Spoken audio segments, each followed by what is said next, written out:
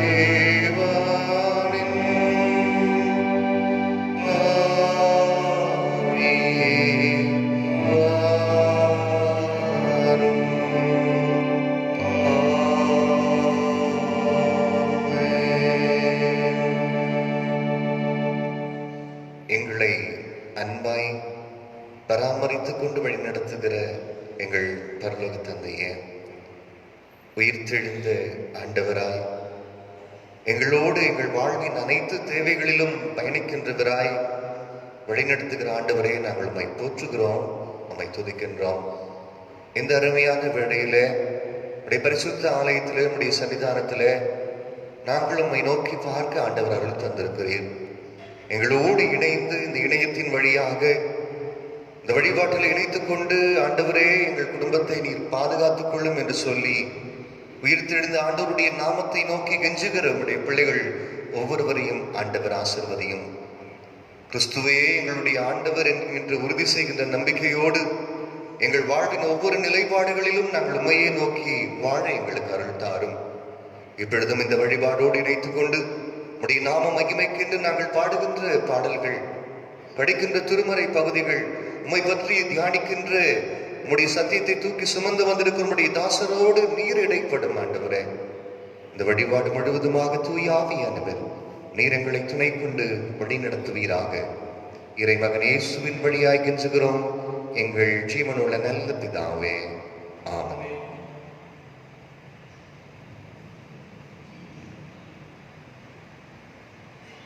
இந்த வழிபாட்டுக்கு ஆரம்பமாக நாம் அனைவரும் எழுந்து நின்று பாமாலை 124வது பாமாலை பாடுவோம். பாமாலை 124வது பாமாலை.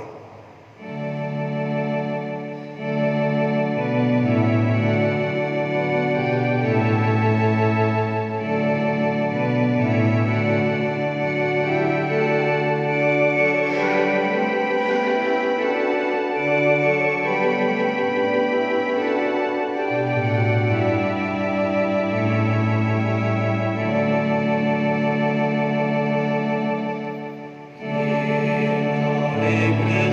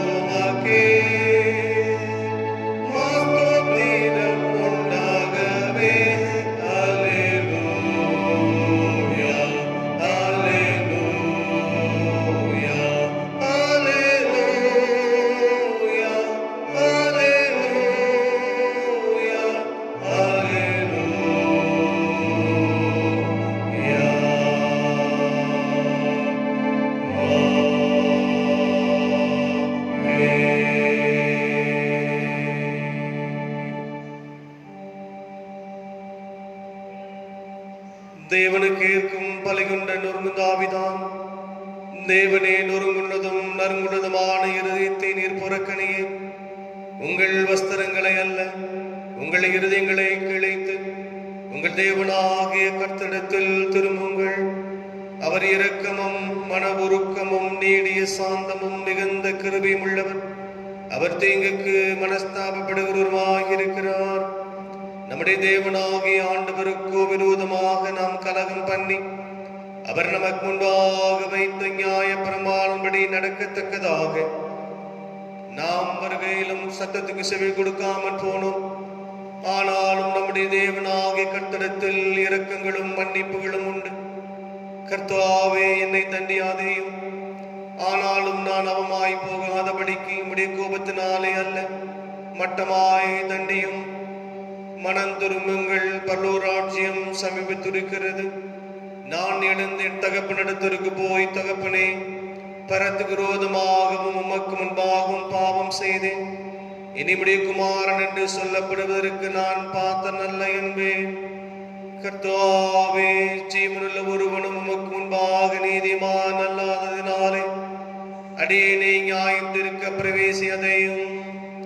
நமக்கு பாவமில்லை என்போனும் நம்மை நாமே வஞ்சிக்கிறவர்களாயிருப்போம். சத்தியம் நமக்குள் இராது. நம்முடைய பாவங்களை நாம் அறிக்கையிட்டால் பாவங்களை மன்னித்து நமக்கு எல்லா நியாயத்தையும் நீக்கி நம்மை சுத்திகரிப்பதற்கு கர்த்தர் உண்மையும் நீதியுள்ளவருமாயிருக்கிறார். பிரியமானவர்களே, நம்முடைய பரமபிதாவாகிய சர்வ வல்லமுள்ள கடவுள் அளவில்லாத தயவினாலும் இரக்கத்தினாலும் பாவ மன்னிப்பை பெறுவதற்காக நாம் செய்த பலவிதமான பாவங்களையும் அக்கிரமங்களையும் சந்நிதியில் மாயமாய் மறைத்துக் கொள்ளாமல் பணிவும் தாழ்மையும் துக்கமும் கீழ்ப்படியுமுள்ள இருதயத்தோடு அறிக்கையிட வேத வசனம் பற்பல வாக்கியங்களில் நம்மை ஏவுகிறது. நாம் எக்காலத்திலும் தேவனுக்கு முன்பாக நம்முடைய பாவங்களை மனத்தாழ்மையாய் அறிக்கிறது வேண்டும் என்றே நம்முடைய திருக்கரங்களினாலே நாம் பெற்றுக்கொண்ட மேன்மையான புகர்களுக்காக தோத்திரம் செலுத்தவும், மிகவும் சிறந்த படைப்புகளை பிரஸ்தாபம் பண்ணவும், அவருடைய மகா பரிசுத்த வசனத்தை கேட்கவும், நம்முடைய சரீரத்துக்கும் ஆத்துமாவுக்கும் தேவையானவர்களுக்காக வேண்டிக் கொள்ளவும் நாம் கூடி வந்திருக்கிற தருணத்தில் பாவங்களை அறிக்கையிடுவது நமது விசேஷ கடமையுமாயிருக்கிறது.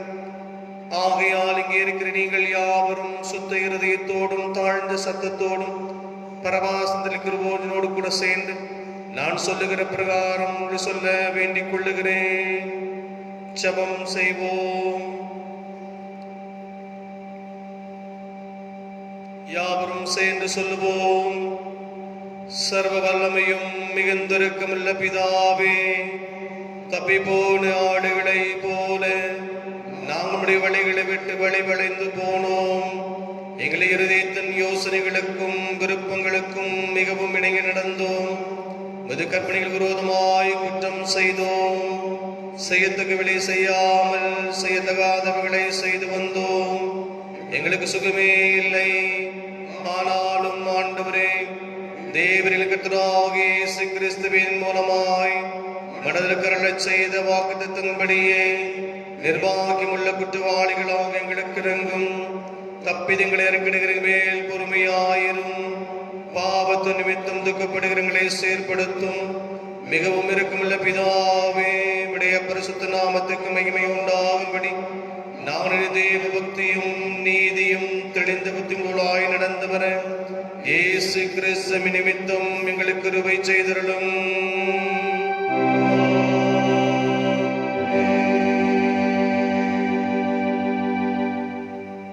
நம்முடைய கர்த்தராகிய இயேசு கிறிஸ்துவின் பிதாவுமாயிருக்கிற சர்வவல்லமையுள்ள தேவன் பாவியின் மரணத்தை விரும்பாமல் அவன் தன் பாவத்தை விட்டு திரும்பி பிழைப்பதே விரும்பி பாவத்தை நிமித்தம் துக்கப்படுகிற ஜனத்துக்கும் பாவை மோச்சனத்தையும் மன்னிப்பையும் கூறி அறிவிக்க தம்முடைய பணிவிடைக்காரருக்கு அதிகாரத்தையும் கட்டளையும் மரணம் செய்திருக்கிறார். மெய்யாய் மனம் திரும்பி தமது பரிசுத்த சுவிசேஷத்துண்மையாய் விசுவாசிக்கிற யாவருக்கும் அவர் பாவங்களை மன்னித்து விமோச்சனம் செய்கிறார். ஆகையால் கடைசியிலே அவருடைய தியானத்தில் சேரத்தக்கதால் இத்தருணத்தில் நாம் செய்கிறதற்கு பிரியமாயிருக்கும். இனி உயிரோடு இருக்கும் நாளல்லாமல் மாசில்லாமல் பரிசுத்தம் உள்ளவளாய் நடக்கவும் அவர் மெய்யான மனம் திரும்புதலையும் தம்முடைய பரிசுத்தாவையும் அருளச் செய்ய வேண்டும் என்று நம்முடைய கர்த்தராகிய இயேசு கிறிஸ்துவின் மூலமாய் அவரை வேண்டிக் கொள்ள கடவோம்.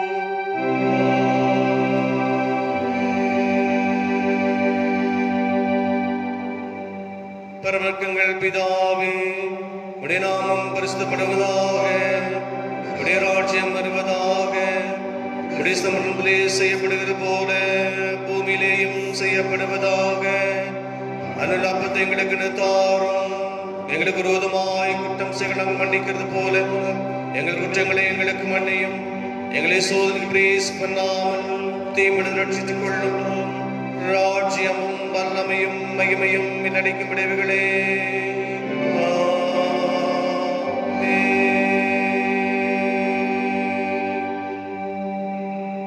ஆண்டவரே, எங்கள் உதடுகளை திறந்தருளும்.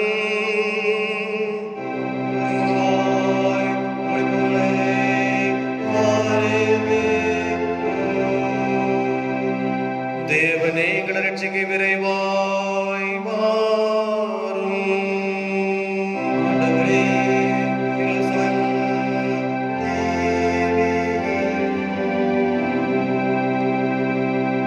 பிதாவுக்கும் குமாரனுக்கும் பரிசுத்தாவிக்கும் மகிமை உண்டாவதாக.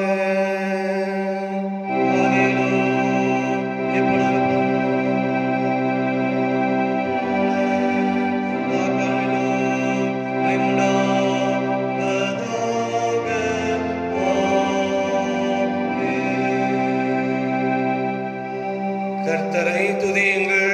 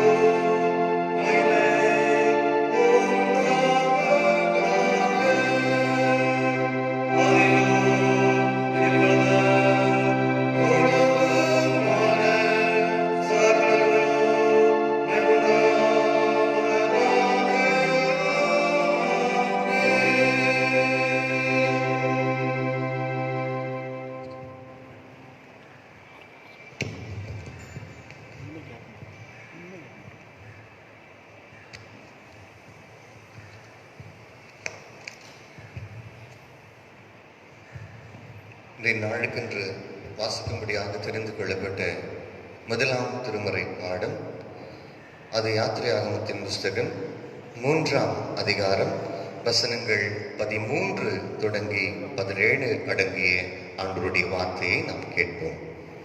யாத்திரையாகமம் 3ஆம் அதிகாரம் வசனங்கள் 13 தொடங்கி. அப்பொழுது மோசே தேவனை நோக்கி, நான் இஸ்ரவேல் புத்திரரிடத்தில் போய், உங்கள் பிதாக்களுடைய தேவன் உங்களிடத்தில் என்னை அனுப்பினார் என்று அவர்களுக்கு சொல்லும் பொழுது அவருடைய நாமம் என்ன என்று அவர்கள் என்னிடத்தில் கேட்டால் நான் அவர்களுக்கு என்ன சொல்லுவேன் என்றார். அதற்கு தேவன், இருக்கிறவராகவே இருக்கிறேன் என்று மோசேயுடனே சொல்லி, இருக்கிறேன் என்பவர் என்னை உங்களிடத்தில் அனுப்பினார் என்று இஸ்ரவேல் புத்திரரோடே சொல்லுவாயாக என்றார். மேலும் தேவன் மோசேயை நோக்கி, ஆபிரகாமின் தேவனும் ஈசாக்கின் தேவனும் யாக்கோபின் தேவனும் ஆகி இருக்கிற உங்கள் பிதாக்களுடைய தேவனாகிய கர்த்தர் என்னை உங்களிடத்திற்கு அனுப்பினார் என்று நீ இஸ்ரவேல் புத்திரருக்கு சொல்வாயாக. என்றைக்கும் இதுவே என் நாமம், தலைமுறைதோறும் இதுவே என் பேர் பிரஸ்தாபம்.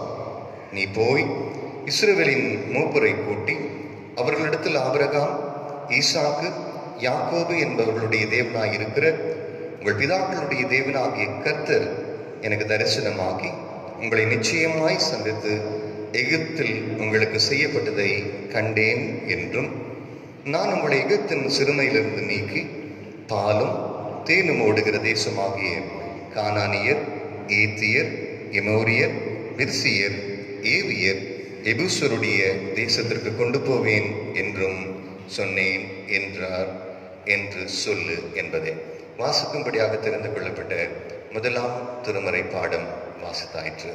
தேவனே உமக்கு ஸ்தோத்திரம் உண்டாவதாக.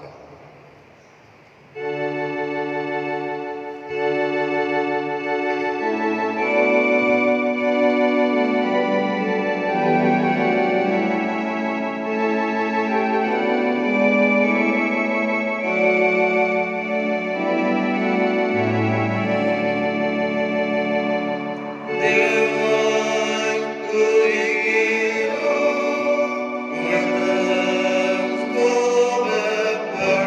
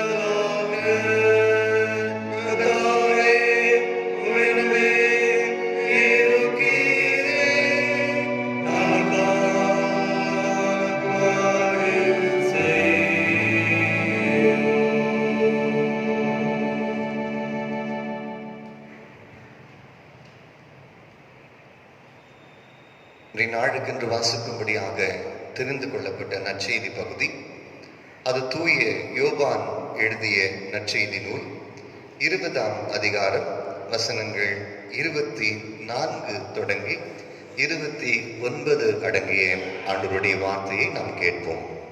தூய யோவான் எழுதிய நற்செய்தி நூல் 20ஆம் அதிகாரம் வசனங்கள் 24 தொடங்கி. இயேசு வந்திருந்த போது 12 ஒருவனாகிய திதிமு எனப்பட்ட தோமா என்பவன் அவர்களுடனே கூட இருக்கவில்லை. மற்ற சீஷர்கள் கர்த்தரை கண்டோம் என்று அவனுடனே சொன்னார்கள். அதற்கு அவன், அவருடைய கைகளில் ஆணிகளால் உண்டான காயத்தை நான் கண்டு, அந்த காயத்திலே என் விரலை விட்டு என் கையை அவருடைய விழாவிலே போட்டால் ஒழிய விசுவாசிக்க மாட்டேன் என்றான். மறுபடியும் 8 நாளைக்கு பின்பு அவருடைய சீஷர்கள் வீட்டுக்குள்ளே இருந்தார்கள். தோமாவும் அவர்களுடனே கூட இருந்தான். கதவுகள் பூட்டப்பட்டிருந்தது. அப்பொழுது இயேசு வந்து நடுவே நின்று, உங்களுக்கு சமாதானம் என்றார். பின்பு அவர் தோமாவை நோக்கி, நீ உன் விரலை இங்கே நீட்டி என் கைகளை பார், உன் கையை நீட்டி என் விழாவிலே போடு, அவிசுவாசியாயிராமல் விசுவாசியாயிரு என்றார். தோமா அவருக்கு பதியுத்தரமாக, என் ஆண்டவரே, என் தேவனே என்றார். அதற்கு இயேசு, தோமாவே, நீ என்னை கண்டதினாலே விசுவாசித்தாய், காணாதிருந்தும் விசுவாசிக்கிறவர்கள் பாக்கியவான்கள் என்றார் என்பது வாசிக்கும்படியாக தெரிந்து கொள்ளப்பட்ட நற்செய்தி பகுதி வாசத்தாயிற்று. கிறிஸ்துவே உமக்கு ஸ்தோத்திரம் உண்டாவதாக.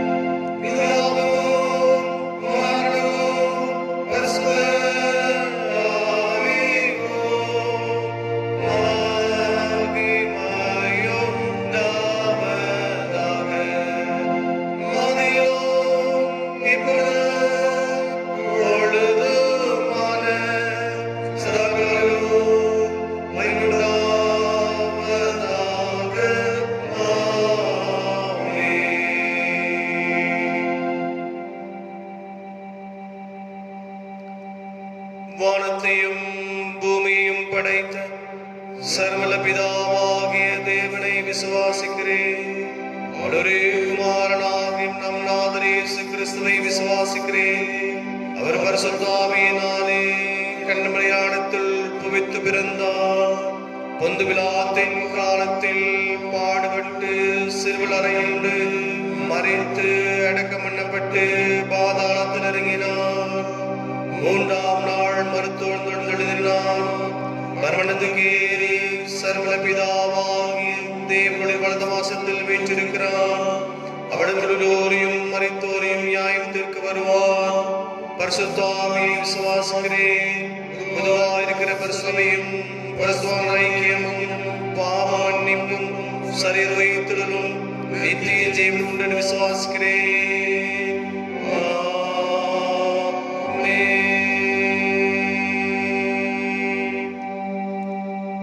கர்த்தர் உங்களோடு இருப்பாராக.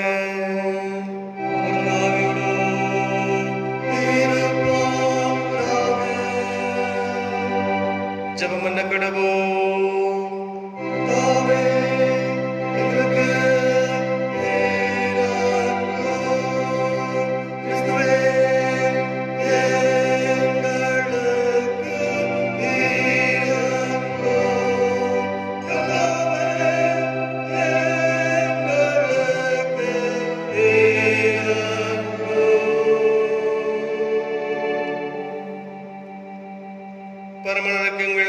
கர்த்தாவே உம்முடைய நாமம் பரிசுத்தப்படுவதாக, உம்முடைய ராஜ்யம் வருவதாக, உம்முடைய சித்தம் செய்யப்படுகிறது போல பூமியிலேயும் செய்யப்படுவதாக. அந்நிலத்தை எங்களுக்கு தாரும், எங்களுக்கு விரோதமாய் குற்றம் செய்கிறவர்கள் மன்னிக்கிறது போல எங்கள் குற்றங்களையும் எங்களுக்கு மன்னியும். எங்களை சோதனை பிரேசி பண்ணாமல் தீமிலிருந்து ரட்சித்துக் கொள்ளும்.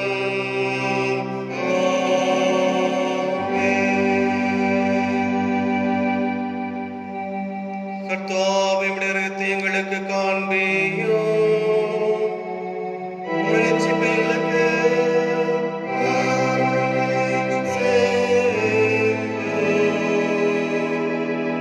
உம்முடைய பணிவிடருக்காரருக்கு நீதியை தரிப்பியும். நீ தெரிந்து கொண்ட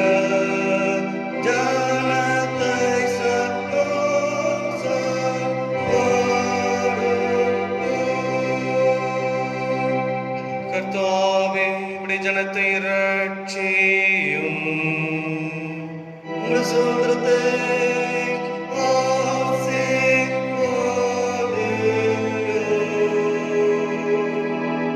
கர்த்தாவே எங்கள் காலத்தில் சமாதானத்தை கட்டளையிடும்.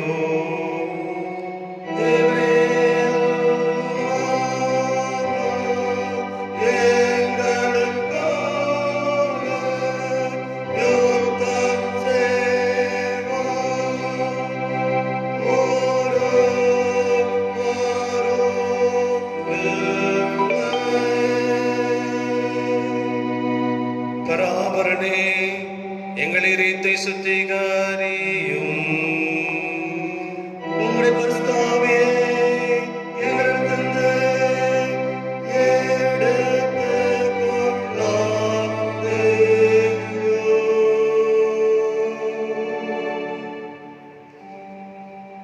ஜெபம் செய்வோம். சமாதானத்துக்காரரும் ஏக சிந்தை விரும்புகிறோமாகிய கடவுளே, உம்மை அறிவதே நித்திய ஜீவன், உம்மை சேவிப்பதே மெய் சுவாதீனம்.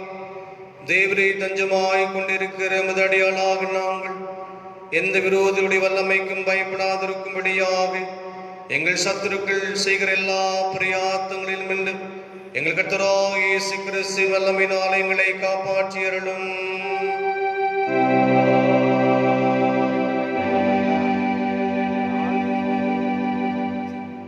மீண்டுமாக நாம் யாவும் சேர்ந்து பாமாலை 324வது பாமாலை பாடுவோம். பாமாலை 324வது பாமாலை.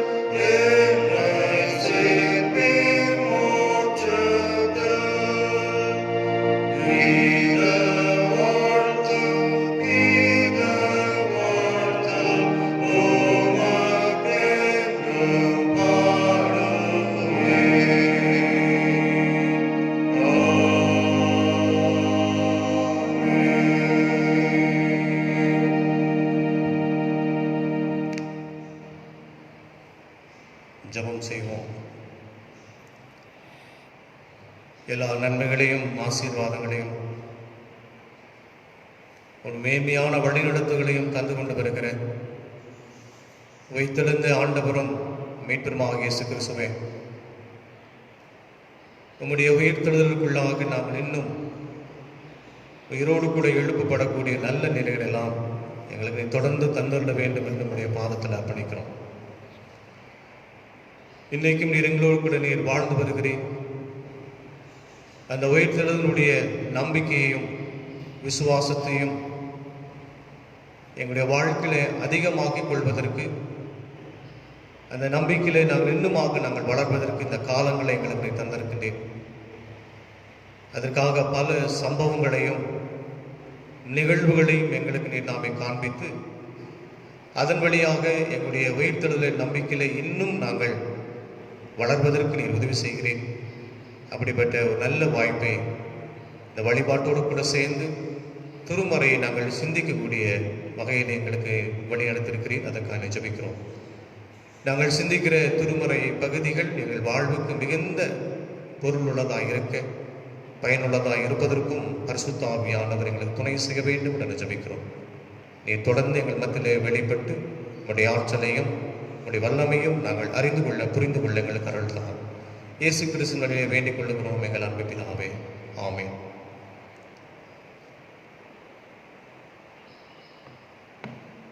ஆண்டவரும் இரட்சகருமாகிய இயேசு கிறிஸ்துவின் இனிய நாமத்திலே உங்களை வாழ்த்துகிறேன். மீண்டுமாக இந்த பரிசுத்தமான ஓய்வு நாளிலே இயேசு கிறிஸ்துடைய உயிர்த்தெழுந்ததுக்கு பின்பதாக வருகின்ற முதலாவது ஓய்வு நாளை நாம் கடைபிடிக்க, இந்த நாளிலேயும் ஆண்டுடைய வேத வசனத்தின் பகுதியில் அடிப்படையில் வார்த்தைகளை நாம் சிந்திக்க கடவுள் நமக்கு கொடுத்த நல்ல அந்த வாய்ப்புக்காக நாம் ஆண்டவருக்கு நாம் நன்றி செலுத்துவோம். இந்த முகநூலின் வழியாகவும் கிறிஸ்துவினுடைய உயிர்த்தெழுதல் ஆற்றலை உங்களோடு கூட இணைந்து தொடர்புபடுத்திக் கொள்ளக்கூடிய நல்ல வாய்ப்புகளையும் ஆண்டவர் கொடுத்தமைக்காக எல்லாம் வல்ல ஆண்டவரை நான் வாழ்த்துகிறேன், துதிக்கிறேன், ஸ்தோத்திரிக்கிறேன். ஒருவேளை ஆங்காங்கே இல்லங்களிலிருந்து இந்த வழிபாட்டிலே கலந்து கொள்ளக்கூடிய நிலைகளையும் ஆண்டுடைய செய்தியையும் நாம் கேட்பதற்கு ஆண்டவர் அனைவருக்கும் கொடுத்த நல்ல அந்த வாய்ப்புக்காக ஆண்டுடைய பெயரை நாம் போற்றுவோம், புகழுவோம். இயேசுவானவர் உயிர்த்தெழுதலுக்கு பின்பதாக வருகின்ற முதலாவது ஞாயிறு என்பது இயேசு கிறிஸ்துடைய உயிர்த்தெழுதலை இன்னும் நாம் அதிகமாக விசுவாசத்தில் புரிந்து கொள்வதற்கு, அவர் இந்த உலகத்தில் நாம் உயிர்த்தெழுந்தார் என்கின்ற அந்த செய்தியும் அந்த காட்சியும் தொடர்ந்து நடைபெற்று கொண்டே இருக்கிற சம்பவங்களை திருமறையிலே நாம் பார்த்து கொண்டே வரலாம். ஆனாலும் அந்தந்த காலங்கள் இடைப்பட்ட நேரம் வரும்பொழுதும் இயேசு கிறிஸ்துடைய உயிர்த்தெழுதலை பற்றி சரிதான புரிந்து கொள்ளுதல் இல்லாத ஒரு சூழ்நிலை வருகிற நிலையும் நாம் திருமறையில பார்க்கிறோம். அது எப்படி நாம் பார்க்கிறோம் என்று சொன்னால், ஒருவேளை இயேசு கிறிஸ்துடைய உயிர்த்தெழுதலை அவநம்பிக்கையோடு கூட இருக்கிற மக்களுடைய வாழ்வை அவருடைய உயிர்த்தெழுதலுடைய காட்சியின் வழியாக, சில சம்பவங்கள் வழியாக, நிகழ்ச்சியின் வழியாக திருமறை பகுதியிலே நமக்கு நினைவுபடுத்தி இயேசு கிறிஸ்துவின் மீது உயிர்த்தெழுதலை இன்னும் அதிகமாக்கிக் கொள்வதற்கு திருமறை நமக்கு பல விதங்களிலே உதவி செய்கிறது. ஏனென்றால் இந்த இயேசு கிறிஸ்துடைய உயிர்த்தெழுதலுடைய நம்பிக்கையிலே, விசுவாசத்தில் தான் நாம் இன்றைக்கும் நாம் வாழ்ந்து வருகிறோம். ஆகினாலே அந்த உயிர்த்தெழுதலே நம்முடைய வாழ்க்கையினுடைய விசுவாசம் என்பதும் நம்பிக்கை என்பதும் குறைந்து போய்விடக்கூடாது. நாளுக்கு நாள் அந்த உயிர்த்தெழுதலுடைய நம்பிக்கையிலே, விசுவாசத்திலே நாம் வளர வேண்டுமே ஒழிய நம்முடைய விசுவாசத்திலே நாம் குறைந்து போய்விடக்கூடாது. அப்படி குறைந்து போகின்ற அளவுக்கு உலகத்திலே வாழ்ந்து வருகிற நம் அனைவருக்கும் சில அவிசுவாச குலைச்சல்கள், அவநம்பிக்கையான செயல்பாடுகள், நம்பிக்கை அற்ற திட்டங்கள், தீர்மானங்கள் நம்முடைய வாழ்க்கையில் வந்து சந்திக்கின்ற பொழுது நம்முடைய விசுவாசம், நம்முடைய நம்பிக்கை உயிர்த்தெழுந்த இயேசு கிறிஸ்துவின் மீது வைத்திருக்கிற அந்த நிலைப்பாடு என்பது குறைந்து போய்விடுகிறது. இப்படி குறைந்து விடக்கூடாது. நம்முடைய நம்பிக்கை, விசுவாசம் தொடர்ந்து இந்த உலகத்துக்குள்ளாக உயர்ந்து கொண்டே இருக்க வேண்டும் என்கிறதான் ஆண்டவராக இயேசு கிறிஸ்துடைய வாழ்ந்த காலகட்டத்திலும் ஆனாலும் சரி, அவர் இந்த உலகத்திலே மறைத்து உயிர்த்தெழுந்ததற்கு பின்பதாகவும் நம்முடைய விசுவாசம் என்பது தொடர்ந்து வளர வேண்டும் என்பதற்காக ஆண்டவர் பல சம்பவங்களை நமக்கு திருமறையிலே சொல்லிக் கொடுத்திருக்கிறார், கற்றுக் கொடுத்திருக்கிறார். அந்த வகையில் தான் இந்த 2 திருமறை பகுதியை நாம் வாசிக்க கேட்டோம். ஒன்று யாத்ராம் புஸ்தகம் 3ஆம் அதிகாரம் வசனங்கள் 13 17 முடிய உள்ள முதலாவது திருமறை பாடத்தை வாசிக்க கேட்டோம். எல்லாருக்கும் தெரிந்த ஒரு திருமறை பகுதி இருந்தாலும் அதில் அழுத்தமாக தெளிவான ஒரு செய்தியை மோசே மூலியமாக எழுதப்பட்டிருக்கிறதை நம்முடைய மனதிற்கு என்பதாக நாம் கொண்டு வர வேண்டும். பழைய ஏற்பாட்டுடைய காலகட்டங்களிலே கடவுள் ஆபிரகாமோடும் ஈசாக்கோடும் யாக்கோபு கூட நான் பேசி அவளுக்கு நான் தரிசனமாகி என்னுடைய வெளிப்பாட்டை நான் அவளுக்கு காண்பித்து கொடுத்து இந்த உலகத்துக்குள்ளாக பின் வரக்கூடிய அடுத்தடுத்து வருகின்ற தலைமுறையினருக்கு இதை சொல்ல வேண்டும் என்பதற்காக மோசேவிடத்தில் சொல்லி அனுப்புகிற ஒரு செய்தியாக இந்த யாத்ராம் புஸ்தகம் 3ஆம் அதிகாரத்தில் நாம் 13ஆம் வசனம் முதற்கொண்டு 17ஆம் வசனம் வரைக்குமாக வாசித்தோம். ஆண்டவருடைய ஒரு செய்தியாளராக, தொடர்பாளராக இஸ்ரவேல் மக்களை வழிநடத்தப்படுவதற்கும் காப்பாற்றப்பட வேண்டும் என்பதற்காகவும் அவருடைய சத்தம் ஆண்டவரிடத்தில் கேட்கப்பட்ட பின்பு மோசேவை கொண்டு ஆண்டவர் பார்வோனிடத்தில் அனுப்புகிறார். அப்படி அனுப்புகிற பொழுது அந்த ஜனங்கள், ஆண்டவரே என்னை யார் என்று கேட்டால் நான் என்ன சொல்வது என்கின்ற மன குழப்பம், போராட்டம் எப்பொழுதுமே அவர்களுக்கு மட்டுமல்ல நமக்கும் வருவதுண்டு. ஏனென்றால் திடீரென்று சொல்லுகின்ற ஒரு செய்தியை சொல்லி அனுப்புகிற பொழுது சில நேரங்களில் தடுமாற்றம் வருவதற்கு வாய்ப்பு உண்டு. சில நேரங்களில் நம்முடைய விசுவாசம் குறைந்து போய்விடுவதற்கும் பல நிலைகளும் உண்டு. இப்படிப்பட்ட ஒரு சூழல் மோசேவுக்கு வந்தது. ஆண்டவரே நான் என்ன செய்கிறது என்று எனக்கு தெரியவில்லை, ஒருவேளை பார்வோன் என்னை கேட்டால் நான் என்ன பதில் சொல்வது என்கின்ற ஒரு இக்கட்டான சூழல் எனக்கும் வருமல்லவா?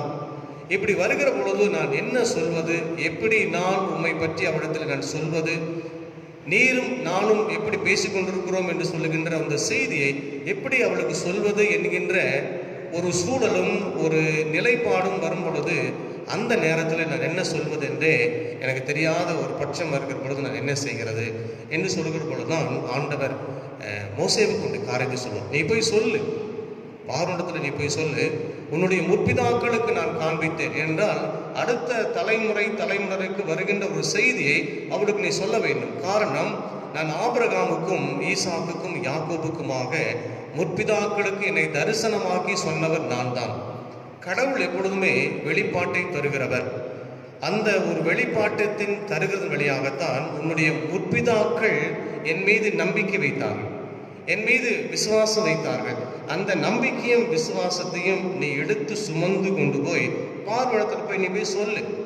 அப்படி சொல்லுகிற பொழுது நீர் யார் என்று கேட்டால் நான் என்ன சொல்வேன் என்று சொல்லுகிற பொழுது அவர் சொல்லுகிறார், ஆண்டவர் சொல்லுகிறார், நான் இருக்கிறவராகவே இருக்கிறேன் என்று சொல்லுகின்ற அந்த செய்தியை போய் நீ பார்வோனுக்கு சொல்லு என்கின்றதை சொல்லினுடைய அடை குறிப்பிலே சொல்லப்படுகின்ற அந்த காட்சியை பற்றி நீ போய் சொல்லு. நான் அவர்களுக்கு நான் தரிசனமானவர் என்று நீ போய் சொல்லு. என்னுடைய தரிசனத்தை அவர்களுக்கு பார்த்தார்கள் என்று நீ அவர்களுக்கு சொல்லு.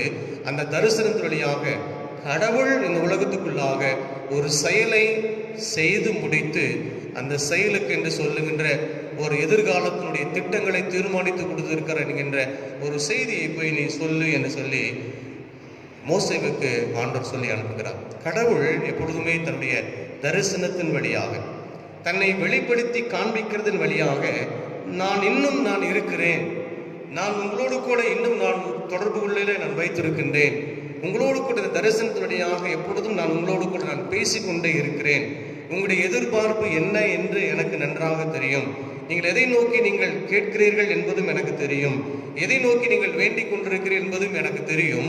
ஆகையினாலே இப்பொழுது ஒரு கஷ்டம் உங்களுக்கு வந்திருக்கிறபடினாலே நீங்கள் என்னை நோக்கி நீங்கள் கூப்பிட்டீர்கள்.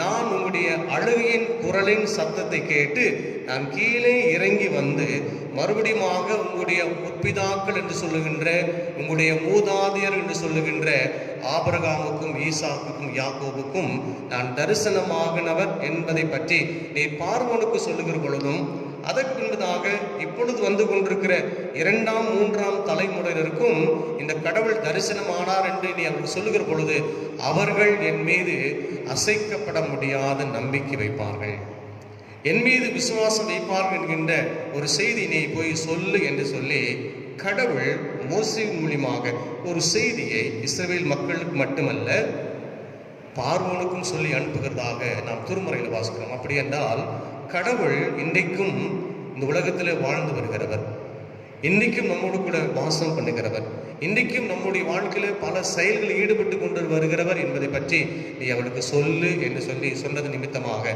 அந்த தரிசனத்தின் வழியாக கடவுள் இன்றைக்கு வாழ்ந்து வருகிறார் என்கின்ற ஒரு இறை செய்தி, நம்பிக்கை, விசுவாசம் அது தடைபட்டு விடக்கூடாது, அது நின்று போய்விடக்கூடாது, அது தொடர்ச்சியாக நடைபெற்று கொண்டே வர வேண்டும். அது உன்னோடு கூட நின்று போனதாக இருந்துவிடக்கூடாது.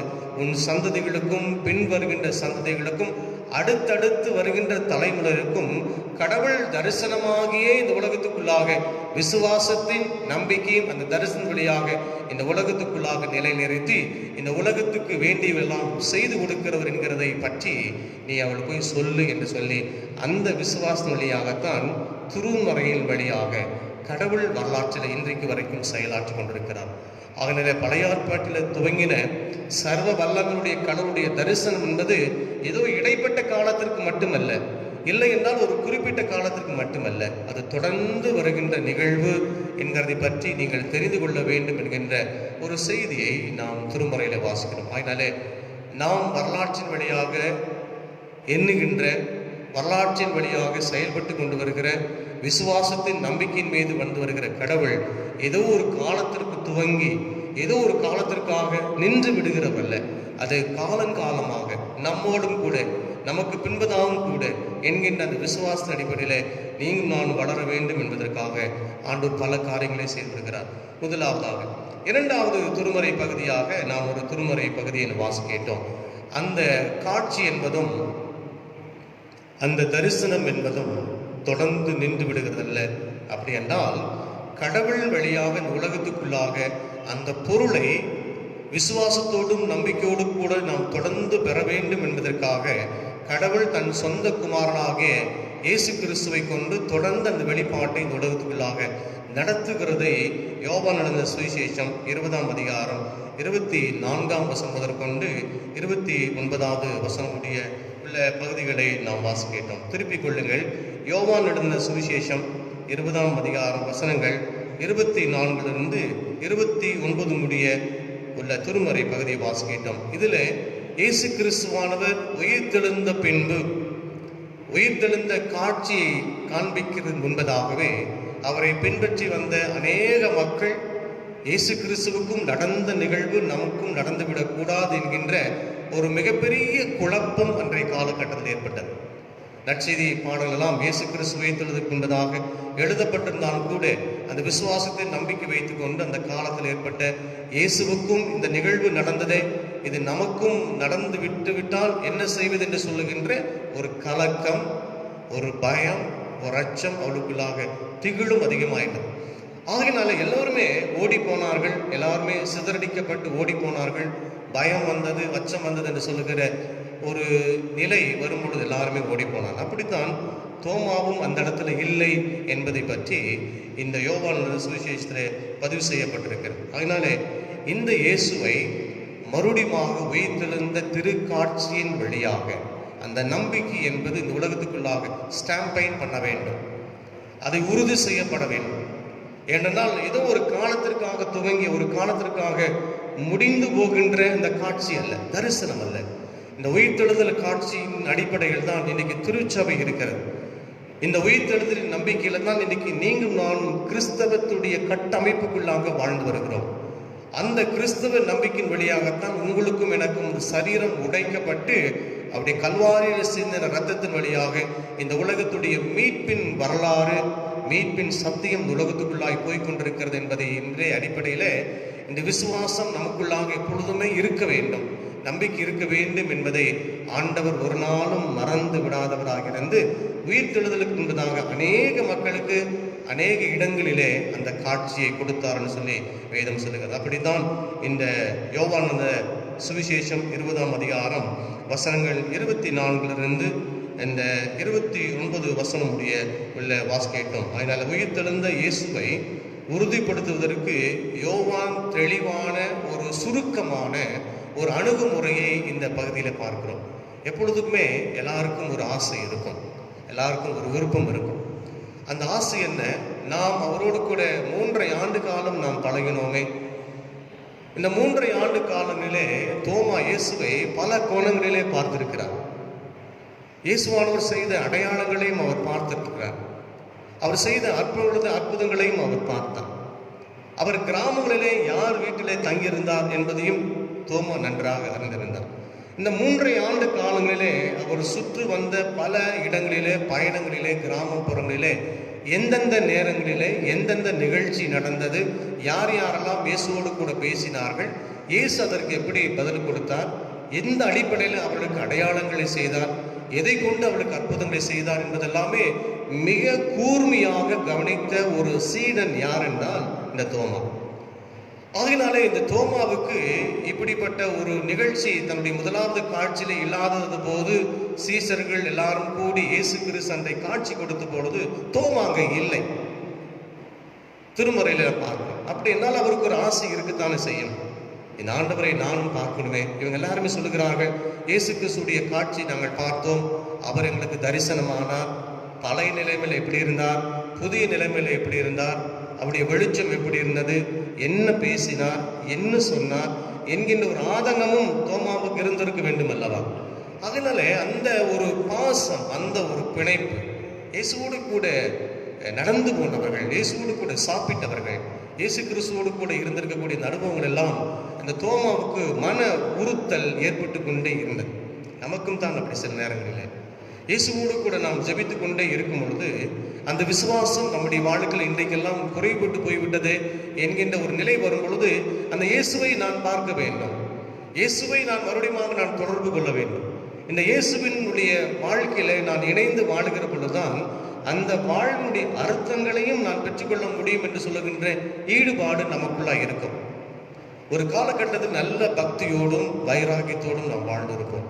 வேதத்தை படிப்போம், தினமும் நாம் ஜெபிப்போம், காலை நேரம் மாலை நேரம் எல்லாம் நாம் ஜெபிப்போம், நேரம் கிடைக்கும் பொழுதுதான் திருமறை நாம் வாசிப்போம், வேதத்தில் இருக்கக்கூடிய ஆழமான சத்தியங்களை நாம் தெரிந்து கொண்டு அதோடு கூட இணைந்து நாம் பயணம் செய்கிற பொழுது உயிர்த்தெழுந்த இயேசு கிறிஸ்து நம்மோடு கூட பயணம் செய்திருக்கக்கூடிய காரியங்கள், நம்முடைய வாழ்க்கையில தடைப்பட்ட பல சம்பவங்கள், அனுபவங்கள் எல்லாமே நம்முடைய வாழ்க்கையில கைகூடி வருவதற்கு கடவுளாகிய இயேசுவானவர் நமக்கு உதவி செய்திருப்பார். ஆனால் திடீரென்று பாருங்கள், நம்முடைய வாழ்க்கையில இப்படி ஒரு இடைப்பட்ட சூழல் வந்து கிறிஸ்துவுக்கும் நமக்கும் நாம் செய்த பாவத்து நிமித்தமாக ஒரு மிகப்பெரிய தடுப்பு சுவர் நிற்கிறது என்று வைத்துக் கொள்ளுங்கள். இல்லைனால் இடையூறு வந்துவிட்டால் நமக்கும் கிறிஸ்துவுக்கும் நீண்ட கால பிளவு வந்துவிடும். அப்படி வந்தபோது முன்பு இருந்த கிறிஸ்து இன்றைக்கு நம்மோடு கூட இல்லையே. அன்றைக்கு நாம் அவரோடு கூட அந்த நெருங்கின அன்பை வைத்தும் உறவை வைத்தும் நாம் அநேக விஷயங்கள் எல்லாம் பரிமாற்றம் செய்து கொண்டோமே. இன்றைக்கு அப்படிப்பட்ட அந்த உறவு நமக்கு இல்லை, அந்த பகிர்ந்து கொள்ளுகின்ற உணர்வுகள் இல்லை, உறவுகள் இல்லை என்று சொல்லுகின்ற ஒரு கஷ்டமான சூழல் வரும் பொழுது நான் இயேசுவை நான் பார்க்க வேண்டும், அந்த இயேசுவை நான் இன்னும் நான் தொடர்பு கொள்ள வேண்டும். எனக்கும் ஆண்டவராக இயேசு கிறிஸ்துவுக்காக இந்த உடைந்து போன உறவுகளை மறுபடியும் நான் நிலைநிறுத்திக் கொள்ள வேண்டும், புதுப்பித்துக் கொள்ள வேண்டும் என்று சொல்லுகின்ற ஆவல் ஆசை நமக்கும் வந்துவிடும். அதே போலதான் தோமாவுக்கும் இருந்தது. எல்லா சீஷர்களும் ஒரு செய்தியை சொல்லுகிறார்கள். என்னவென்று அந்த இயேசு திருக்காட்சி நாங்கள் பார்த்தோம், பேசினார், எங்களோடு கூட நடந்த சம்பவத்தை சொன்னார். நாங்கள் பயந்திருந்து நாங்கள் வீட்டினுடைய அறை கதவை நாங்கள் பூட்டி உள்ளே உட்கார்ந்து கொண்டிருந்தோம், ஜெபித்து கொண்டிருந்தோம். நாளை என்ன நடக்குமோ என்று சொல்லுகின்ற ஒரு எதிர்பார்ப்பு இல்லாதவர்களாக வாழ்ந்து வருகிற பொழுது உள்ளே கதவு திறக்கப்பட்டு உள்ளே வந்து உங்களுக்கு சமாதானம் உண்டாவதாக என்று வந்து சொன்னார் என்கிற ஒரு செய்தியை தோமாவுக்கு சொன்னார்கள். தோமா, அவர்கள் வந்து எங்களிடத்துல சமாதானம் உண்டு என்று சொன்னார் என்று சொன்ன பொழுது தோமாவுக்கு எவ்வளவு பெரிய வேதனையாயிருக்கும், கஷ்டமாயிருக்கும். ஆகினாலே தோமாவுடைய அணுகுமுறைகளை நாம் வேறு விதமான கண்ணோட்டத்தில் தான் பார்க்க வேண்டும். அதனால தோமாவுக்கும் ஒரு ஆசை வந்தது, அந்த இயேசுவை, நீங்கள் சொல்லுகிற இயேசுவை நானும் பார்க்க வேண்டும். அவரை நான் பார்த்தால் ஒழிய நான் அவரை நம்ப மாட்டேன் என்று சொல்வது ஏதோ ஒரு எதிர்மறையாக விரோதமாக தோமா சொன்னதாக சொல்லப்படவில்லை. அவருக்கும் ஒரு ஆசை இருக்கும், இந்த தோமாவுக்கும் நான் இயேசுவை நான் பார்க்க வேண்டும். நீங்கள் மட்டும் பார்த்தீர்களே அப்படி என்றால் அதற்கு மேல் ஒரு படியாக சென்று தோமா ஒரு வார்த்தையை சொல்லி எங்கு சொல்கிறார், இயேசுவை நானும் பார்க்க வேண்டும் என்று அவர் சொல்கிறார். இந்த 24ஆம் வசனத்தை தொடர்ந்து நீங்கள் பார்க்கும் பொழுது அவருடைய விழாவிலே கையை அப்படி விழாவிலே போட்டால் ஒழிய நான் விசுவாசிக்க மாட்டேன் என்று சொல்லி தோமா சொல்ல. நீங்கள் சொன்னதெல்லாம் சரிதான், நீங்கள் சொன்ன காட்சியெல்லாம் சரிதான், இருந்தாலும் அவரை பற்றி நான் என்னுடைய கைகளை நான் தொட்டு பார்க்க வேண்டும், அவருடைய விழாவிலே நான் கை போட்டு நான் பார்க்க வேண்டும் என்று சொல்லி நான் நம்ப மாட்டேன், விசுவாசிக்க மாட்டேன் என்று சொல்லி அவர் சொல்கிறார். மறுபடியும் 8 நாளைக்கு பின்பு அவருடைய சீஷர்கள் வீட்டுக்குள்ளாக இருந்தார்கள். தோமாவும் அவரோடு கூட இருந்தான். கதவுகள் பூட்டப்பட்டிருந்தது. அப்பொழுது இயேசு வந்து நடுவில் நின்று உங்களுக்கு சமாதானம் என்றார். பின்பு அவர் தோமாவை நோக்கி, உன் விரலை இங்கே நீட்டி என் கைகளை பார், உன் கைகளை நீட்டி என் விழாவிலே போடு, அவிசுவாசியாய் இராமல் விசுவாசமாய் இரு என்றார். தோமா அவருக்கு பிரதியுத்தரமாக, என் ஆண்டவரே என் தேவனே என்று அவன் சொன்னான். இப்படி சொல்லுவதற்கு காரணம் என்ன? தோமா ஒரு விஷயத்தை இங்கே சொல்லுகிறார். இப்படி சொல்லுவதற்கு காரணம் என்ன என்பதை பற்றி நாம் திருமறையிலே நாம் சற்று கூர்ந்து கவனிக்க வேண்டும். ஏன் தோமா இப்படி சொல்ல வேண்டும், எதற்காக இந்த வார்த்தையை அங்கு சொல்லுகிறார் என்று நாம் பார்க்கிற ஒரு நிலையை நாம் பார்க்கும் பொழுது, இயேசுவானவர் இயேசுவை பற்றி தானே அதிகமான புரிந்து கொள்ளுதல் தோமாவுக்கு இருந்தது. ஏனென்றால் தோமா எடுத்த உடனே எதையுமே உடனடியாக நம்பக்கூடிய மனிதர் அல்ல. எல்லாவற்றையுமே தீரமாக யோசித்து சிந்தித்து பார்த்து ரொம்ப தெளிவாக பேசக்கூடிய ஒரு சீடர் யார் என்றால் இந்த தோமா.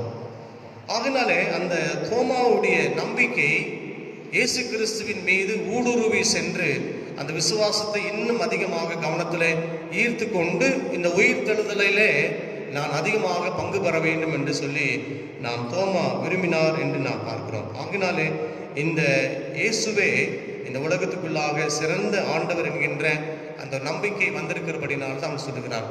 ஏன் இப்படி சொல்லுவதற்கு காரணம் என்ன என்று நீங்கள் திருமறையில் நீங்கள் பார்க்கும் பொழுது, ஒருவேளை இந்த யோவான் நடந்த சுவிசேஷம் 11ஆம் அதிகாரத்தினுடைய பகுதியை நீங்கள் படித்து பார்க்கும் பொழுது, திருமுறை நீங்கள் படித்து பாருங்கள். இந்த 10ஆம் அதிகாரம், யோவானுடைய 10ஆம் அதிகாரத்தில் இயேசுவை கல்லறிந்து கொலை செய்ய வேண்டும் என்று சொல்லி முயற்சி செய்தார்கள் அன்றைக்கு இருந்த யூதர்கள். இவர் எல்லாமே கல்லறிந்து இருக்கின்ற பொழுது சீஷர்களுடைய வாழ்க்கையில் ஒரு மிகப்பெரிய பயம் வந்தது, ஒரு கஷ்டம் வந்தது. ஆகினாலும் கூட அவர்கள் யோவான் 10ஆம் அதிகாரத்தில் பார்க்கும் பொழுது 31ஆம் வசனம், அப்பொழுது யூதர்கள் மறுபடியும் அவர் மேல் கல்லறியும்படி கல்லுகளை எடுத்துக்கொண்டார்கள், தூக்கி வீச வேண்டும், அவருடைய கல்லுகளினாலே அவருடைய காயங்களை ஏற்படுத்தப்பட வேண்டும் என்கின்ற ஒரு செய்தியை 10ஆம் அதிகாரத்தில் வாசிக்கிறோம். அதிலிருந்து அவர்கள் புறப்பட்டு வருகிறார்கள். 11ஆம் அதிகாரத்தில் நீங்கள் பார்த்தீங்கன்னா பெத்தானியா கிராமத்துக்கு வருகிறார்கள். வந்து அங்கே தங்கி இருக்கும் பொழுது 2 நாட்கள் தங்கி இருக்கிறார்கள்.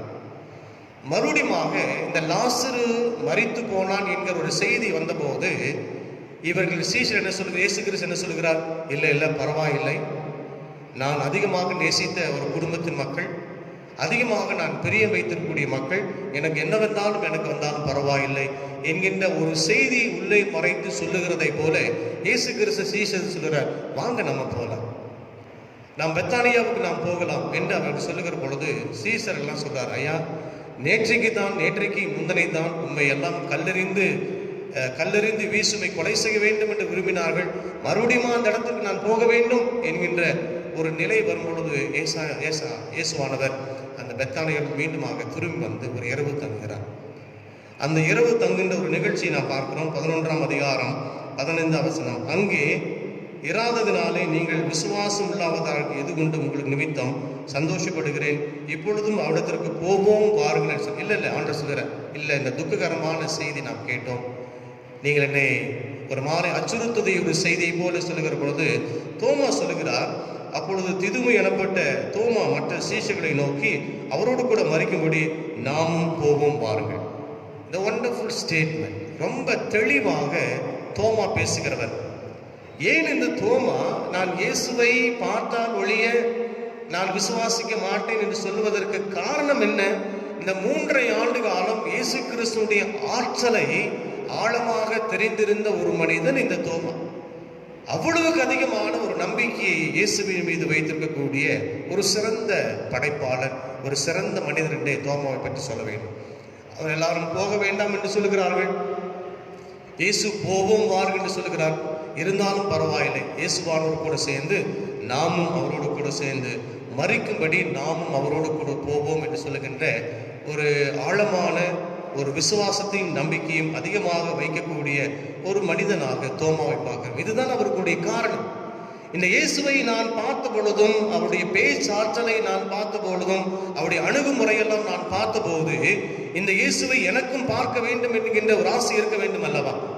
ஆகையினாலே நீங்கள் சொல்லுகிற அந்த காட்சியை விட நான் இயேசுவிடத்தில் இன்னும் அதிகமாக ஒரு விஷயத்தை எதிர்பார்க்கிறேன் என்று சொல்லி தோமா சொல்கிறார். இரண்டாவதாக யோவான் சுவிசேஷம் 14ஆம் அதிகாரத்தில் நீங்கள் பார்க்கிறார். இந்த தோமா 4ஆம் வசனம் 14:4, நான் போகிற இடத்தை அறிந்திருக்கிறீர்கள், வழியும் அறிந்திருக்கிறீர்கள் என்றார். தோமா அவரை நோக்கி, ஆண்டவரே, நீர் போகிற இடத்தை அறியோமே, வழியை நாங்கள் எப்படி அறிவோம் என்றான். அதற்கு இயேசு, நானே வழியும் சத்தியமும் ஜீவனுமாய் இருக்கிறேன், என்ன இல்லாமல் ஒருவனும் பிதாவிடத்தில் வரான் என்று சொல்கிறார். அடுத்த முன் திருமறை பகுதி, அந்த யோவான் சுவிசேஷம் 13ஆம் அதிகாரத்துடைய கடைசி பகுதியிலே இயேசுவானவர் சொல்லுகிற, இந்த உலகத்தை விட்டு நான் கடந்து போகக்கூடிய காலம் வந்து விட்டது, இன்னும் கொஞ்ச நாளத்தில் நான் மரிக்க போகிறேன், நான் சாக போகிறேன், இந்த பூமியை விட்டு நான் போகிறேன் என்று சொன்னபோது பேதுரு சொல்லுகிறார், நீங்க எங்க போனாலும் நான் கூட நான் வருவேன், உங்களுடைய ஜீவனை கூட நான் கொடுப்பதற்கு நான் ரொம்ப ஆயத்தமாக இருக்கேன்னு சொல்லி பேதுரு சொன்ன அந்த வார்த்தையை கூட இயேசுவானவர் சற்று ஒதுக்கி வைத்தவராக 14ஆம் வசனத்தில் கேட்கிற பொழுது தோமா கேட்கிற, ஆண்டவரே, அதற்கு கூட பேதுரு கேட்கக்கூடிய சம்பவங்களுக்கு கூட இயேசுவானவர் பதில் சொல்லவில்லை.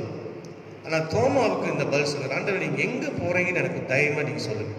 இந்த எந்த சீடரும் கேட்காத இருக்க, எங்க போறீங்க, எப்போ வரீங்க, நீங்க போகிற வழி என்னன்னு தெரியாது, உங்களுடைய வாழ்வு என்பது எனக்கு தெரியாது என்று சொல்கிறார்.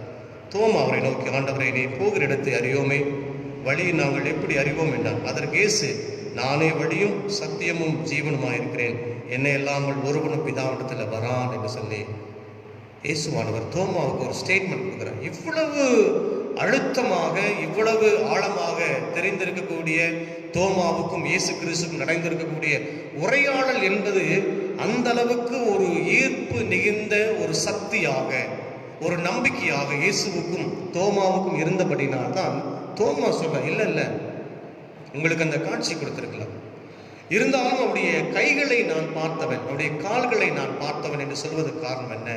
இயேசு கிறிஸ்து இந்த உலகத்தினுடைய கடைசி உணவு ஆக வருகிற பொழுது இயேசுவானவர் தன்னுடைய உடலை ஒரு அடையாளப்படுத்தி அவர் தன்னுடைய அப்பத்தை எடுத்து உடைத்து காண்பிக்கிறார்.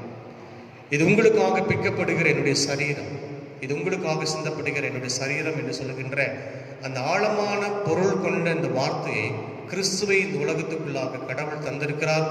அந்த உடலையும் உதரத்தையும் என்னுடைய வாழ்வுக்குள்ளாக நான் சேர்த்துக் கொள்வதற்கு நான் நம்பிக்கையோடு காத்திருக்கிறேன் என்று சொல்லுகிற அந்த காட்சியை பார்த்த தோமா கடைசியில் அவரை நான் பார்க்க வேண்டும் என்கின்ற நம்பிக்கைக்குள்ளாக அழைத்து செல்வதற்கு இதுதான் காரணமாக இருந்திருக்கிறது என்பதை பற்றி திருமறையில் என்ன வாசிக்கும். அதனாலே அவரோடு கூட மரிப்போம், போவோம், வாருங்கள் என்று சொன்ன தோமா, ஆண்டவரே, நீர் எங்கே போகிறீர், உங்களுடைய இடத்தை காண்பிக்க வேண்டும் என்று சொல்லி கேட்டிருக்கக்கூடிய தோமாவுக்கு ஆண்டவர் மறுபடியுமாக ரொம்ப சிறப்புடையவராக, எல்லாருக்கும் திருக்காட்சியை கொடுத்து பட்டாலும் கூட மறுபடியுமாக யோவான் என்ன பதிவு செய்கிறார்? இந்த யோவான் எப்பொழுதுமே நற்செய்திகள் படித்து பார்க்கும் பொழுது நம்முடைய விசுவாசம், நம்முடைய நம்பிக்கை ஒரு நாளும் குலைச்சல் அடைந்து விடக்கூடாது, நம்முடைய விசுவாசம் நம்பிக்கையும் குறைந்து போய்விடக்கூடாது என்பதற்காக இயேசுவை இந்த உலகத்துக்குள்ளாக எவ்வளவு சிறப்புடையவராக தான் பார்த்ததை கண்டதை எழுதிங்கே நமக்கு தந்திருக்கிறார் என்பதை பற்றி இது ஒரு மிகப்பெரிய சான்று. உடனே ஆண்டவர் தோமாவுக்கு தோன்றி அந்த காட்சியை காண்பித்தார். என் கையை பார் என்று சொன்னார். இந்த தோமா அந்த கையெல்லாம் தொட்டு பார்த்ததாக திருமுறை நமக்கு சொல்லப்படவில்லை. அவ்வளவுக்கு ஒரு விருப்பமான ஒரு வார்த்தையை சொல்லி அவன் சொல்லுகிற பொழுது என்ன சொல்லுகிறார்? இந்த 20ஆம் அதிகாரத்தில் ஒரு ஆழமான ஒரு வார்த்தையை இங்கே அவர் பதிவு செய்கிறார். தோமா அவருக்கு பிரதியுத்தரமாக, என் ஆண்டவரே, என் தேவனே என்று சொன்னார். முதலாவது இப்படி சொல்லுவதற்கு காரணம் என்ன என்கிறதை இந்த 11ஆம் அதிகாரம் 14ஆம் அதிகாரத்தில் 2 வகைகளிலே இயேசு கிறிஸ்துவோடு கூட இருந்திருக்க அந்த ஈடுபாட்டின் அடிப்படையில் இயேசுவை நான் பார்க்க வேண்டும் என்று சொல்லி மறுபடியும் கேட்டான். இயேசுவானவர் 8 நாளைக்கு முன்பதாக மறுபடியும் தரிசனமானார். அடுத்ததாக இப்படி பார்த்ததன் விளைவாக நடந்தது, இப்படி இயேசுவை பார்த்ததன் மூலியமாக தோமாவுடைய வாழ்க்கையில் நடந்த மாற்றம் என்ன, அது ரொம்ப முக்கியம். காரணங்கள், 2 காரணங்கள் இருக்கிறது. ஆனால் அதைவிட இப்படி பார்க்கப்பட்ட பின்பு ஏற்பட்ட விளைவுகள் என்ன, வாட் இஸ் த கான்சிக்வன்சஸ், அதனுடைய விளைவுகள் என்ன என்பதையும் நாம் சற்று பார்த்துக்கொள்ள வேண்டும். அந்த விளைவுகள் என்ன என்று சொல்கிற பொழுது 2 விதங்களிலே ஒன்று இருக்கிறது. ஒன்று அரசியல் ரீதியாக, இன்னொன்று ஆன்மீக ரீதியாக இதை நாம் தெரிந்து கொள்ள வேண்டும். முதலாவதாக அதை நான் சொல்லுகிறேன். முதலாவது அரசியல் ரீதியாக என்று சொல்லுகிற பொழுது, இயேசுவானுடைய வாழ்ந்த ரோம ஆட்சி காலத்தில் கிபி 90லிருந்து 100 முடிய ஆண்டுகளிலே டொமிஷியன் என்று சொல்லுகின்ற ரோம அரசை ஆண்டு கொண்டிருந்த அசைக்கப்பட முடியாத ஒரு ஆட்சியில் அமைந்திருந்த ஒரு மன்னன். அவன் அன்றைக்கு ஒரு சட்டம் போட்டிருந்தான். ஒரு சட்டம் இயற்றப்பட்டிருக்கிறது. அந்த சட்டம் என்னவென்றால், இந்த ரோம ஆட்சியில் இருக்கிறவர்கள், ஏனென்றால் ரோம ஆதிக்க ஆட்சி தான் உலகம் எங்குமே தன்னுடைய கொடையின் கீழாக வைத்திருந்தது இந்த ரோம பேரரசு. அதை ஆண்டு கொண்டிருக்கிற இந்த டொமினிஷியன் என்று சொல்லக்கூடிய ஒரு மன்னன் தன்னை ஆண்டவன் என்று நீங்கள் கூப்பிட வேண்டும். நான் தான் உலகத்தை ஆட்சி செய்கிறபடினால என்னை தான் நீங்கள் கடவுள் என்று நீங்கள் சொல்ல வேண்டும். இப்படி சொல்லி அதற்கு ஒரு சட்டம் இயற்றப்பட்டு உலகம் எங்குமாக கொடுக்கப்பட்டது. அன்றைக்கு ரோம ஆட்சியில் இருந்த கிறிஸ்தவர்கள் அதை ஏற்றுக்கொள்ளவில்லை. இவரை போய் நாம் எப்படி ஆண்டவர் என்று நாம் ஏற்றுக்கொள்ள முடியும், எப்படி இவரை கடவுள் என்று சொல்ல முடியும் என்று சொல்லுகின்ற ஒரு ஐயப்பாடு, ஒரு கஷ்டமான ஒரு நிலை அன்றைக்கு கிறிஸ்தவர்களுக்குள்ளாகின்றது. ஆகையினால் இவர்கள் சட்டத்தை மீறினவர்களாக இருக்கிறார்கள். இந்த சட்டத்தை இவர்கள் கடைபிடிக்காதபடினாலே அவர்கள் மேல் கிறிஸ்தவர் மீது குற்றம் சுமத்தப்பட்டு அவர்களை மிகவுமாக அந்த 90லிருந்து 100 வரைக்கும் இருக்கக்கூடிய 1ஆம் நூற்றாண்டில் அவர்களை மிகவும் கஷ்டப்படுத்தினார்கள், துன்புறுத்தினார்கள், கொலை செய்யப்பட்டார்கள். வேறு சில மக்கள் இந்த கிறிஸ்தவர்களை குழப்பவாதிகள் என்று சொன்னார்கள். எப்படி என்றால், அன்றைக்குரிய தேவாலயத்திற்குள்ளாக இவர்கள் போய் சென்று தவறாக பேசி, தவறாக இயேசு கிறிஸ்துவை அவர் பிரச்சாரம் பண்ணி, இவர் மதத்தினுடைய அடிப்படையிலேயும் அரசியல் அடிப்படையிலும் இவர்கள் குழப்பவாதிகளாக இருக்கிறான்னு சொல்லி இவர்கள் மீது ஒரு தண்டனை சட்டத்தை ஒன்று ஏற்படுத்தி, இத்தனை நிலைகளுக்கும் ஒரு தவறான காரியம் வந்தது இந்த கிறிஸ்தவர்கள் தான் என்று சொல்லி அன்றைக்கு அவர் மீது ஒரு தவறான குற்றச்சாட்டத்தை வைத்தார்கள். கிறிஸ்தவர்கள் குழப்பவாதிகள் என்று சொன்னார்கள்.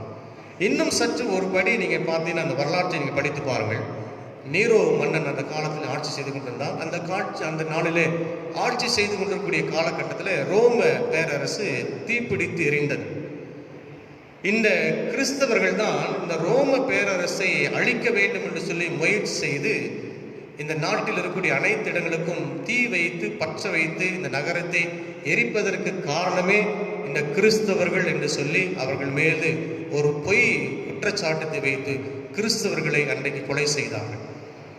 இது ஒரு அரசியல் ரீதியாக வருகின்ற ஒரு சம்பவம். இப்பொழுது தோமா என்ன சொல்லுகிறார், இந்த அதிகாரத்தில் இப்படி சொல்லப்படுவதற்கு காரணம் என்ன, சொல்லப்பட்டதுக்கு காரணத்துக்கு முன்பதாக ஏற்பட்ட விளைவு என்ன? அன்றைக்கு ஏற்பட்ட ஒரு விளைவு, தோமாவுக்கு 8 நாளைக்கு முன்பதாக காட்சி கொடுத்த இயேசு கிறிஸ்துடைய 2வது திருக்காட்சி வழியாக இயேசுவோடு கூட இருந்த சீஷர்களும் அதிகமாக இயேசு மீது நம்பிக்கை வைத்தார்கள். அன்றைக்கு அவளுக்கு ஒரு தவறான ஒரு எண்ணம் இருந்தது. இந்த ரோம ஆட்சி ஆண்டு கொண்டிருந்த டொமினிஷியன் அரசன் தான் இந்த உலகத்திலே கடவுள் என்று சொல்லி என்னை போற்ற வேண்டும் என்று சொல்லி அவர்கள் எதிர்பார்த்திருக்கக்கூடிய நிகழ்ச்சியும் தோமா சொன்ன வார்த்தையின் வழியாக, இவன் ரோம ஆட்சிக்கு தான் கடவுளாக இருக்கிறான், உலகத்துக்கே கடவுளாக இருக்கிறவர் என் ஆண்டவர் இயேசு கிறிஸ்துவானவர் உயிர் தெழுந்தவர் என்பதை பற்றி நான் இப்பொழுது வந்திருக்கிற இயேசு கிறிஸ்துவை கேட்ட கேள்வி நிமித்தமாக அவர் காண்பித்த காட்சியின் மூலியமாக என்னோடு கூட இருக்கக்கூடிய சீஷர்களும் நீங்களுமாக அதை பார்த்து நீங்கள் தெரிந்து கொள்ளுங்கள் என்று சொல்லி அவர் சொல்கிறார். தோமாவுடைய விருப்பத்தை ஆண்டவர் எப்படி நிறைவேற்றினார் என்று நீங்கள் பார்க்க வேண்டும். அரசியல் ரீதியாக டொமினிஷியன் அரசு மன்னன் சொன்ன என் கடவுளே இறைவன் என்கிறதை மாற்றி அமைத்து கொடுத்து உலகத்தினுடைய மீட்பர் இயேசுவானவர், உலகத்தை இன்றைக்கும் ஆட்சி செய்கிறவர், உலகத்திலையும் இன்றைக்கு வாழ்ந்து வருகிறவர், உயிர் தெழுந்த இயேசு என்கிறதை பற்றி தன்னோடு கூட இருக்கிற சீஷர் இடத்திலே சொல்லுவதற்கும் அரசமைப்போடு கூட சேர்ந்து அன்றைக்கும் சீடர்கள் இந்த செய்தியை கிறிஸ்துடைய காட்சிக்கு பின்பதாக சென்று எல்லா நாடுகளுக்கும் சென்று பறைசாற்ற வேண்டும் என்கின்ற ஒரு செய்தியை தன் விருப்பத்திற்கு இணங்க கடவுளத்தில் சொல்கிறார். கடவுளும் இயேசுவானவரும் தோமாவுடைய அந்த செய்தியை விருப்பத்தை கேட்டுக்கொண்டார்.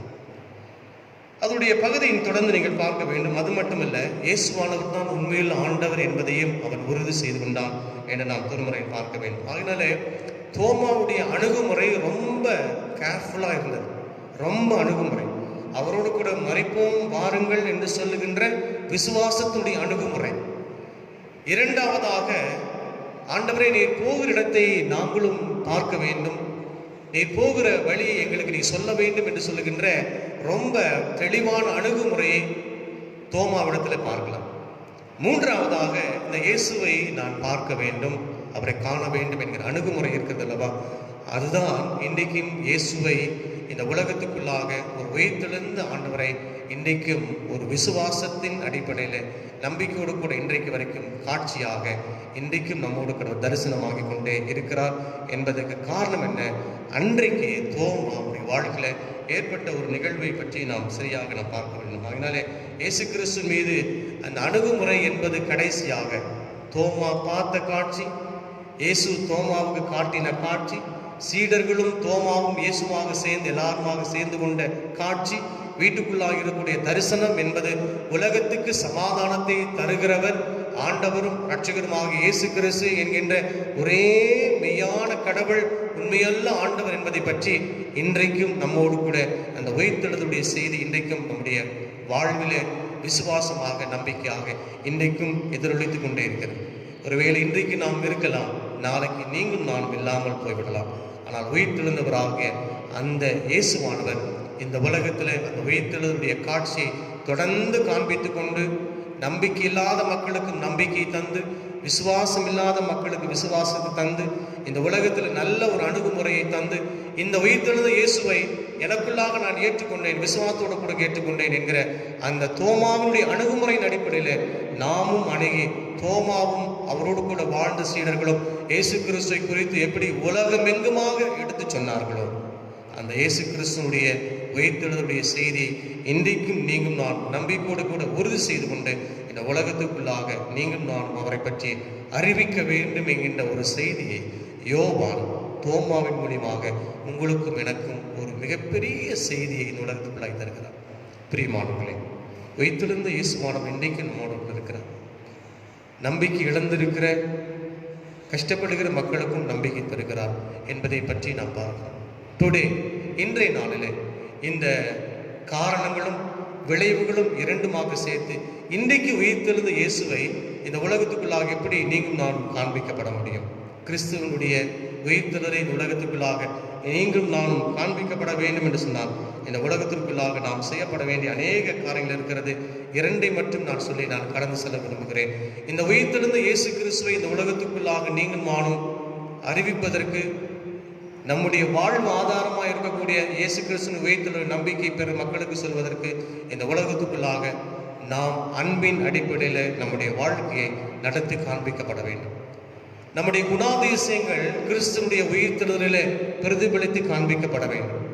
நம்முடைய பேச்சுக்கள், நம்முடைய பழக்க வழக்கங்கள், நம்முடைய அணுகுமுறைகள், நாம் செய்கிற பணிகள், நாம் செய்கிற திருப்பணிகள், நம்முடைய தனிப்பட்ட வாழ்க்கை, நம்முடைய குடும்ப வாழ்க்கை எல்லாமே உலகத்தை சார்ந்ததாக இருக்கக்கூடாது, கிறிஸ்துவை சார்ந்ததாக இருக்க வேண்டும். அன்பு, பாசம், நேசம், உழைப்பு, சாக்ரிஃபைஸ், தியாகம் என்கின்ற நிலையில இருந்து இந்த உலகம் தருகின்ற உயர்வு என்று சொல்கின்ற பணம், பட்டங்கள், பல்வேறு விதங்களிலே இந்த உலகம் நம்மை இறுக்கமாக பிடித்து கொண்டிருக்கிறது என்பதையும் இயேசு கிறிஸ்துவானுடைய அந்த உயிர்த்தெழுதலிலே உறுதி செய்து கொள்ள வேண்டும் என்று சொன்னார்.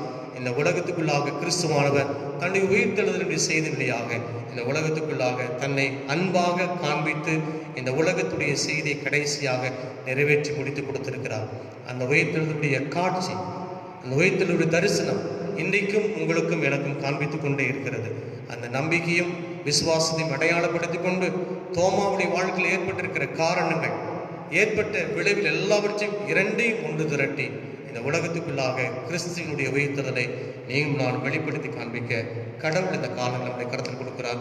நம்முடைய வாழ்வு, நம்முடைய எண்ணம், நம்முடைய சிந்தை எல்லாமே உலகத்துக்குள்ளாக இயேசுவானவர் எப்படி இந்த உயிர்த்தெழுதல் வழியாக தன்னை இந்த உலகத்துக்குள்ளாக நம்பிக்கையாக வைத்து உறுதிப்படுத்தி காண்பித்தாரோ அதே விதமான உறுதிப்பாடு நம்முடைய வாழ்க்கையிலையும் தொடர்ந்து செயலாற்றப்பட நீங்கும் நான் ஒரு சுவிசேஷமாக, நீங்கும் நான் ஒரு உயிர்த்தெழுந்தவராக இந்த உலகத்தில் அவரை பற்றி அறிவிக்க கடவுள் நாம் அனைவருக்கும் கிருபை செய்வாராக.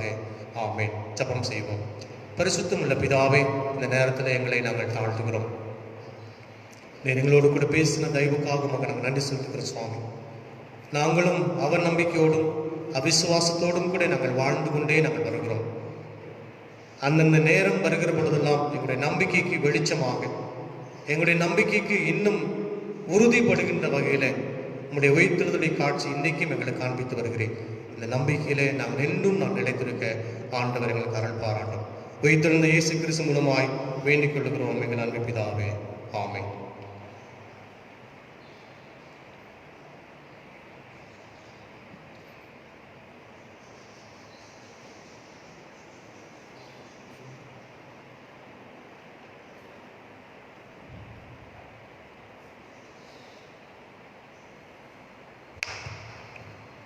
மீண்டுமாக நாம் யாவர் மலர்ந்து கீர்த்தனை 167வது கீர்த்தனை பாடுவோம். கீர்த்தனை 167வது பாடல், நம்பி வந்தேன் மேசையா நான் நம்பி வந்தேன், திவ்ய சரணம் சரணம் என பாடலை நாம் பாடுவோம்.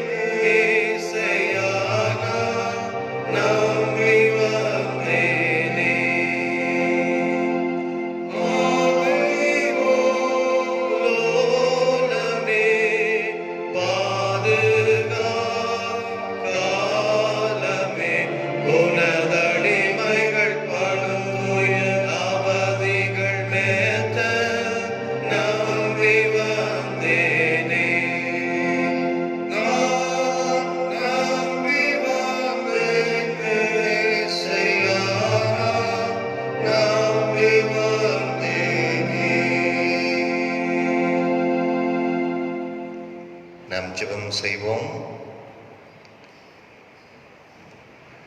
எங்களை அன்பாய் வழி நடத்துகின்ற எங்கள் பரலோக தந்தையே, இந்த வேளை முற்றிலுமாக உம்முடைய பொற்பாதங்களிலே தாழ்த்தி அர்ப்பணிக்கின்றோம்.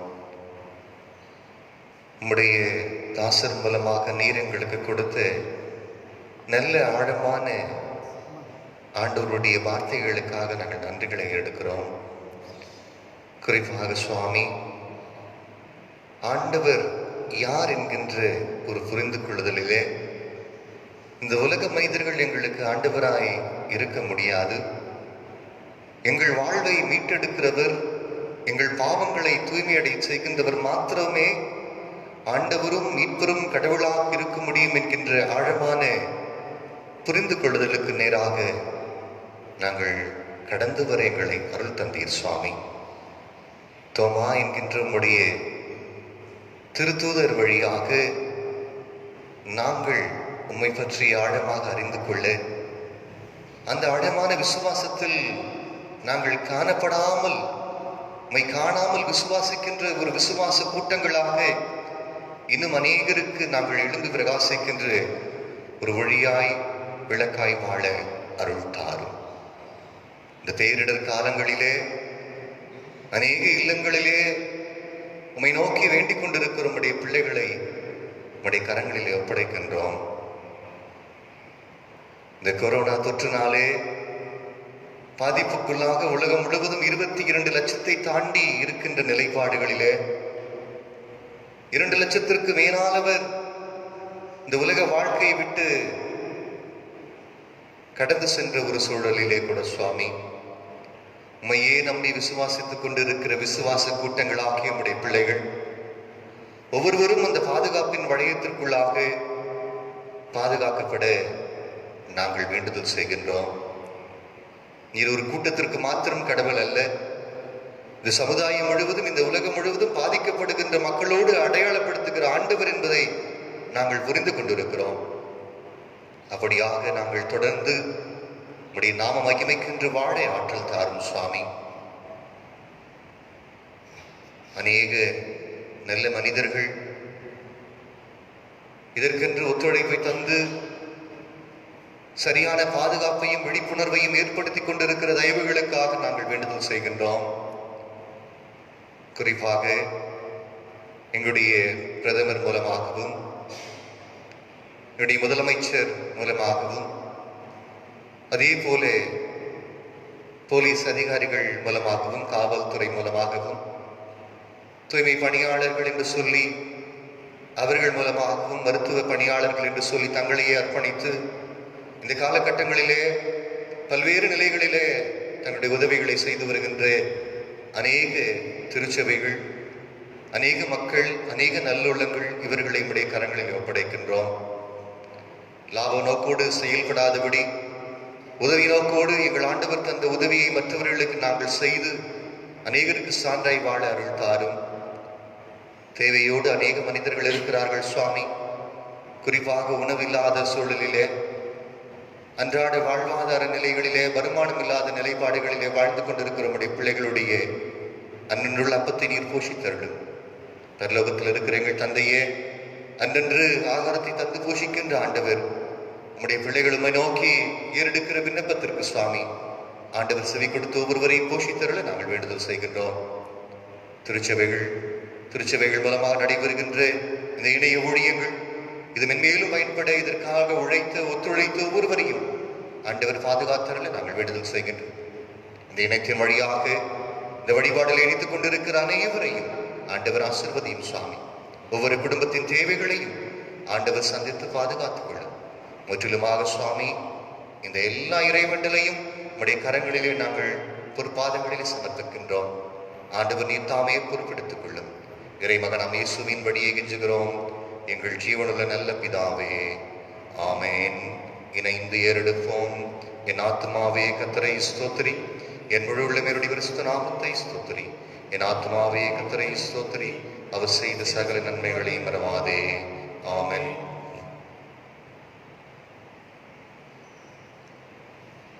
நம்முடைய ஆண்டவராகிய இயேசு கிறிஸ்துவினுடைய கிருபையும் பிதாவாகிய கடவுளுடைய அன்பும் பரிசுத்த ஆவியானுடைய ஐக்கியமும் சமாதான வழிநடத்தலும் நம் அனைவரோடும் இன்றும் என்றும் சதா காலங்களிலும் நிலைத்திருப்பதாக. ஆமென்.